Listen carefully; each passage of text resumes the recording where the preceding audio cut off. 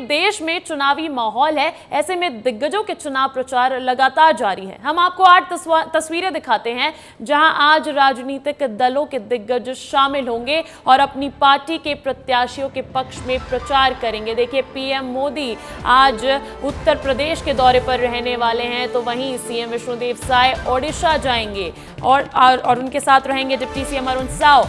बिहार पहुंचेंगे केंद्रीय गृह मंत्री अमित शाह, तो वहीं कांग्रेस पार्टी के राष्ट्रीय अध्यक्ष मल्लिकार्जुन खड़गे आज ओडिशा में रहने वाले हैं। और बात करें जेपी नड्डा की, तो वो भी ओडिशा में रहने वाले हैं।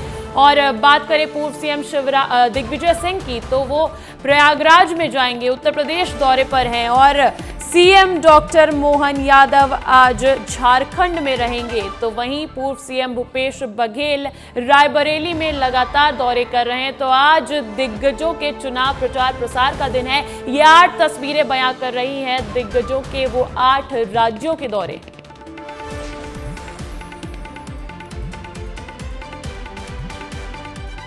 और इस वक्त की बड़ी खबर मिल रही है मुंबई से। मुंबई के घाटकोपर में होर्डिंग गिरने की घटना सामने आई है। होर्डिंग के नीचे फंसी कार से 2 और शव बरामद किए गए हैं। अब तक कुल 16 शव बरामद किए जा चुके हैं एनडीआरएफ द्वारा। और ये बड़ी जानकारी, बड़ी खबर मिल रही है। मुंबई के घाटकोपर में होर्डिंग गिरने की घटना सामने आई थी और होर्डिंग के नीचे फंसी कार से 2 और शव बरामद किए गए हैं। अब तक कुल 16 शव बरामद किए जा चुके हैं। ये जानकारी, ये घाटकोपर की घटना मुंबई में सोमवार को दोपहर करीब 3 बजे तेज आंधी में होर्डिंग गिर गई थी। घाटकोपर में 100 फीट ऊंचा और 250 टन वजनी लोहे का होर्डिंग एक पेट्रोल पंप पर गिरा था और इस दौरान कुछ कार, 2 व्हीलर्स और पैदल यात्री इसकी चपेट में आ गए थे। और अब उसी की बड़ी अपडेट निकलकर सामने आ रही है कि जो कार होर्डिंग के नीचे दबी थी उसमें से 2 शवों को और बरामद किया गया है। हादसे में अब तक 16 लोगों की मौत हो गई है। ये बड़ी अपडेट मुंबई होर्डिंग मामले से जुड़ी हुई। आपको बता दूं कि मुंबई में सोमवार को दोपहर करीब 3 बजे ये घटना हुई जब तेज आंधी में होर्डिंग गिर गया था। बड़ा होर्डिंग था, 100 फीट ऊंचा था और 250 टन वजनी था। और ऐसे में अब तक 16 लोगों की मौत की खबर है।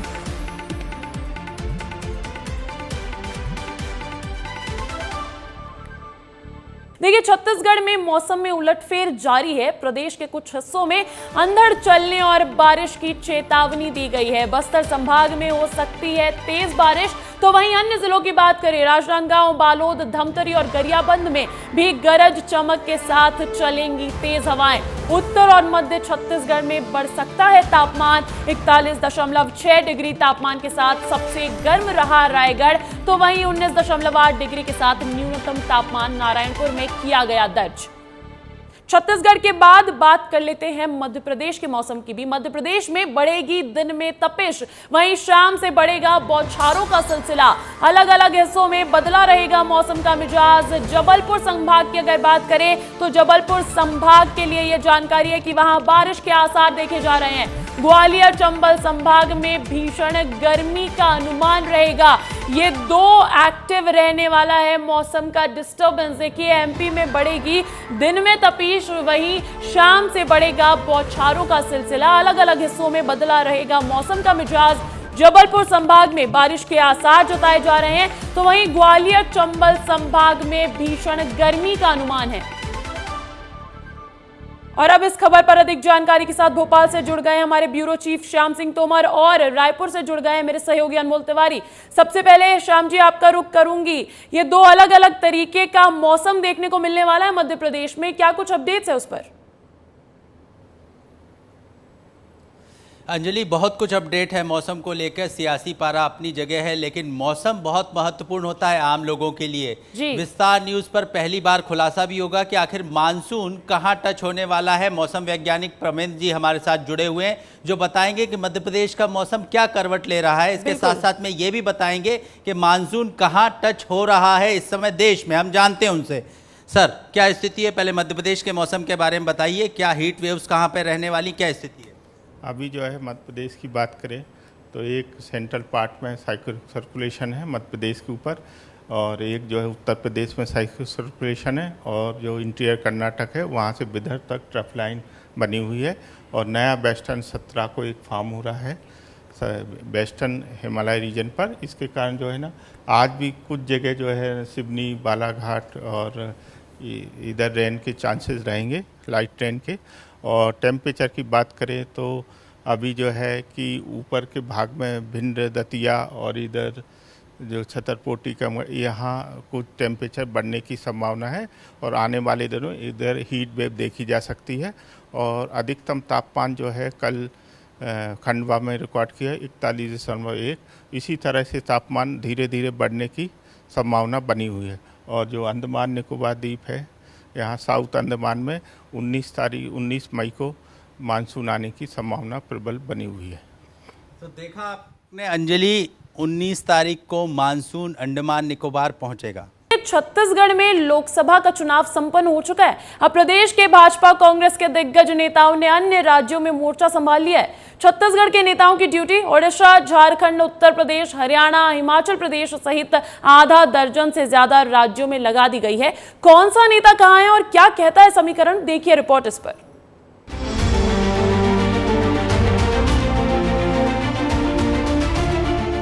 चुनाव खत्म होने के अगले दिन से ही छत्तीसगढ़ के नेताओं ने दूसरे राज्यों में मोर्चा संभाल दिया है। राजनीति की दुनिया में अच्छी पैठ रखने वाली ये दिग्गज अपनी एड़ी चोटी का जोर लगा रहे हैं। ओडिशा और झारखंड के छत्तीसगढ़ से सटे होने के कारण इन राज्यों में छत्तीसगढ़ी नेताओं का अच्छा प्रभाव माना जाता है। यहाँ भाजपा नेता छत्तीसगढ़ मॉडल को लेकर लगातार प्रचार प्रसार कर रहे हैं। इसको लेकर छत्तीसगढ़ के बीजेपी नेताओं का ताबड़तोड़ दौरा हो रहा है। तो वहीं दिग्गजों की पार्टी द्वारा दी गई जिम्मेदारियों की बात करें तो विष्णुदेव साय को ओडिशा और झारखंड की जिम्मेदारी मिली है। दोनों डिप्टी सीएम को ओडिशा में कमान संभालने की जिम्मेदारी मिली है।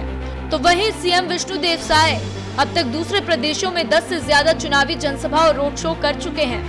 मंत्री बृजमोहन अग्रवाल को बलांगीर, कटक, संबलपुर की जिम्मेदारी मिली है। और इसके साथ ही मंत्री केदार कश्यप, मंत्री ओपी चौधरी, टंकराम वर्मा, प्रेम प्रकाश पांडे, शिवरतन शर्मा, सांसद सुनील सोनी, देवेंद्र प्रताप सिंह, संतोष पांडे, प्रेम प्रकाश पांडे, चुन्नीलाल साहू की ड्यूटी भी ओडिशा में लगाई गई है। भाजपा प्रदेश अध्यक्ष किरण सिंह देव, लक्ष्मी रजवाड़े, धर्मलाल कौशिक, भूपेंद्र सवन्नी, रजनीश सिंह, विकास महतो, संजय श्रीवास्तव, राम विचार नेता और श्याम बिहारी जायसवाल की तैनाती झारखंड में की गई है। भारतीय जनता पार्टी चाहे किसी भी प्रदेश का कार्यकर्ता हो या पदाधिकारी हो, एक कार्यकर्ता के तौर पे ही काम करता है। छत्तीसगढ़ का हमारा चुनाव संपन्न हुआ तो छत्तीसगढ़ के जो वरिष्ठ कार्यकर्तागण हैं, पार्टी को जिताने के लिए और देश में सुशासन, देश को कैसे समृद्धशाली बना सके, उसके लिए मोदी की गारंटी जरूरी है। एक एक सीट लोकसभा की वहाँ जीतने की पूरा योजना बना करके हम सब कार्यकर्ता जुटे हैं और इस निमित्त से हम सब काम कर रहे हैं। मुख्यमंत्री विष्णुदेव साय के साथ साथ उनकी धर्मपत्नी कौशल्या साय भी ओडिशा के सुंदरगढ़ लोकसभा में ताबड़तोड़ प्रचार कर रही हैं। दूसरी ओर कांग्रेस का फोकस उत्तर प्रदेश और हरियाणा जैसे राज्यों पर है। छत्तीसगढ़ के पूर्व मुख्यमंत्री भूपेश बघेल पर एक बार फिर कांग्रेस के राष्ट्रीय नेतृत्व ने भरोसा जताया है। वे रायबरेली के लिए सीनियर ऑब्जर्वर नियुक्त किए गए। तो अगर सूची की बात करें तो राष्ट्रीय सचिव और पूर्व सीएम के सलाहकार राजेश तिवारी, विनोद वर्मा, प्रदीप शर्मा, प्रमोद दुबे सहित पीसीसी के कुछ नेताओं को झारखंड और हरियाणा में, असम में जिम्मेदारी दी गई है। तो वहीं विकास उपाध्याय को हिमाचल, यूपी और हरियाणा की जिम्मेदारी मिली है। कवासी लखमा और मोहन मरकाम की तैनाती भी ओडिशा में तय की गई है। कांग्रेस के वरिष्ठ नेतागण अन्य राज्यों में कांग्रेस के पक्ष में प्रचार प्रसार कर रहे हैं और कांग्रेस के 5 न्याय और 25 गारंटियों को जनता के बीच में रख रहे हैं। मोदी सरकार की नाकामी और भाजपा के वादा खिलाफी से जनता हताश और परेशान है और वरिष्ठ नेताओं के प्रचार का अच्छा लाभ कांग्रेस पार्टी को मिल रहा है। जहां भी कांग्रेस नेता प्रचार में जा रहे हैं, प्रत्याशी मजबूत स्थिति में है और निश्चित तौर पर वहां कांग्रेस का परचम लहराएगा।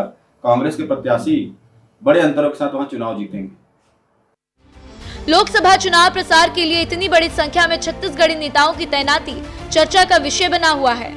करीब 1 दर्जन से ज्यादा नेताओं के प्रवास पर देखना दिलचस्प हो जाता है कि केंद्र की राजनीति में इसका कितना असर पड़ता है। विस्तार न्यूज के लिए रोहित मिश्रा की खास रिपोर्ट।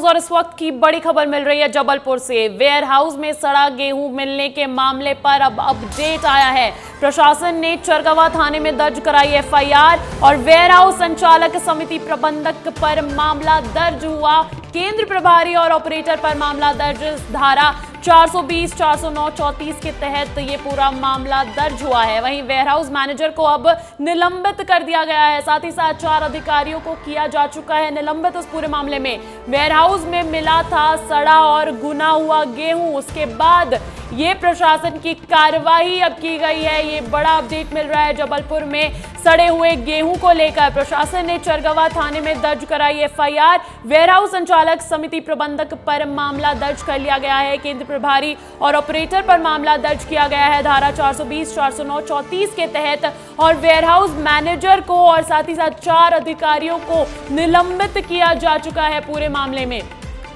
इस खबर पर अधिक जानकारी के साथ फोन कॉल पर जुड़ गए हैं मेरे सहयोगी दुर्गेश साहू। दुर्गेश, ये क्या कुछ पूरा मामला निकलकर सामने आ रहा है और वेयरहाउस की दिक्कत तो ये लगातार देखी जा रही है, फिर भी इस तरीके की लापरवाही क्यों? बिल्कुल अंजलि, देखिए वेयर हाउस में जिस तरह से जब छापामार कार्रवाई की गई प्रशासन के द्वारा तो वहां पर बड़ी मात्रा में जो है सड़ा और घुना हुआ गेहूं मिला। इस गेहूं को इस तरह छिपा कर रखा गया था कि नए गेहूं के साथ वो मिल गया था। इस पूरे मामले का खुलासा होने के बाद जिला कलेक्टर ने 4 अधिकारियों को सस्पेंड कर दिया है। वहीं जब जांच आगे बढ़ी तो 4 लोगों के खिलाफ एफआईआर भी दर्ज की गई है चरगवा थाने में, जिसमें वेयर हाउस संचालक शामिल है, समिति प्रबंधक है, केंद्र प्रभारी है और उसके साथ साथ ऑपरेटर है। तो इन चारों के धारा 420 के तहत मामला दर्ज किया गया है और जांच की आगे बात की जा रही है। लेकिन इस पूरे मामले पर चूंकि बड़ा घोटाला हुआ है, करोड़ों रुपए की लेन देन की बात की गई है, फर्जी तरीके से किसानों के नाम पर गेहूं खरीदी को रखा गया है, यानी कि सड़ा गला जो गेहूं था उसे नए गेहूं में मिलाकर नए समर्थन मूल्य पर बेचने की तैयारी। तो दुर्गेश, जो वेयर हाउस में गेहूं रखा गया उससे पहले ही ये गेहूं खराब था, ऐसा कह रहे हैं आप? बिल्कुल, देखिए क्योंकि ये मिली भगत होती है। जब नया सीजन है, किसानों से नया गेहूं खरीदा जा रहा है तो फिर बीच में सड़ा और घुना हुआ गेहूं कहां से आ गया? दरअसल होता यह है कि वेयर हाउस जो संचालक होते हैं वो कम दाम पर पुराना गेहूं या फिर अपने ही स्टॉक में रखे गए पुराने गेहूं को नए गेहूं के साथ मिला देते हैं और फिर उसके बाद फर्जी किसानों के नाम पर पंजीयन कराकर सरकार को समर्थन मूल्य पर बेच देते हैं। तो ये बड़ा एक घोटाला होता है जो थोड़ी बहुत नहीं बल्कि करोड़ों का होता है। इसलिए इस मामले को लेकर इतनी गंभीरता बढ़ती जा रही है। दर्ज हो चुकी है, अंदाजा है कि आगे बहुत मामला जब चलिए कड़ी कार्रवाई की जा रही है, ये एक अच्छी बात है। बहुत बहुत शुक्रिया दुर्गेश तमाम जानकारी के लिए।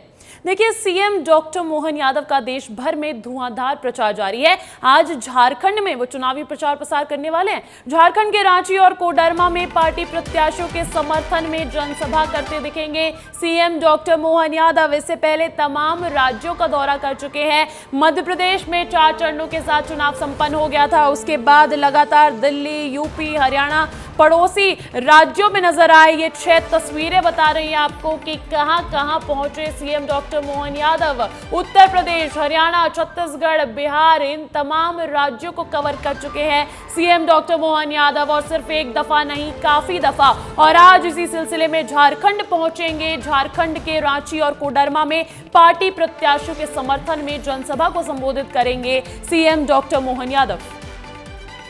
वहीं देखिए, कल पश्चिमी दिल्ली में मुख्यमंत्री डॉक्टर मोहन यादव ने बीजेपी प्रत्याशी के पक्ष में जनसभा की। उन्होंने प्रत्याशी कमलजीत सहरावत को जिताने की अपील की। उन्होंने इस दौरान आम आदमी पार्टी और कांग्रेस पर भी जमकर हमला बोला। सीएम डॉक्टर मोहन यादव से खास बातचीत की। विशेष संवाददाता अमृत तिवारी ने सुनवाते हैं आपको।